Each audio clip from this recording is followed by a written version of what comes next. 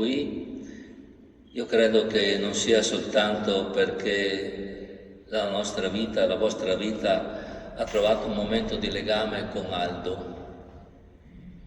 Credo che sotto sotto, al di là poi delle sensibilità personali diverse, ci sia qualcosa di più e sentiamo che se da soli facciamo fatica, con il Signore possiamo trovare non la risposta, la notizia quando l'avete saputo.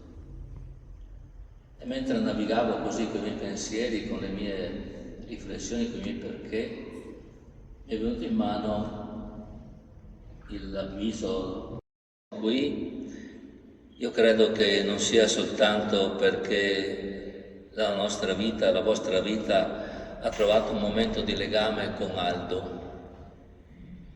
Credo che sotto sotto, al di là poi delle sensibilità personali diverse, ci sia qualcosa di più e sentiamo che se da soli facciamo fatica, con il Signore possiamo trovare non la risposta.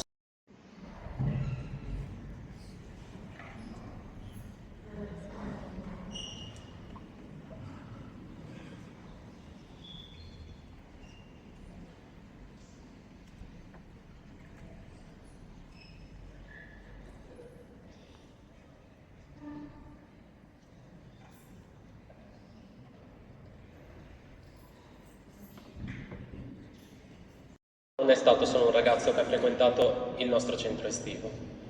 È stata una presenza luminosa, capace di lasciare un segno forte e indelebile in ognuno di noi.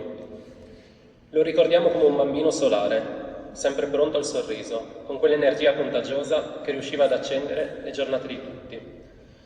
Crescendo, quel sorriso è rimasto lo stesso, sincero, genuino e pieno di vita. Aldo amava divertirsi e far divertire. Aveva il dono di far ridere, di portare leggerezza, ma al tempo stesso sapeva esserci davvero, con premura e curiosità. Era un ragazzino che affrontava ragazzi per strada in un mondo molto complicato, ragazzi di nazionalità e squadre diverse, mossi dalla grande passione che li unisce, il calcio. Quello che ci ha spinto non erano le singole capacità calcistiche, ma lo stare assieme 2 ore una volta a settimana, convivialità, amicizia, divertimento.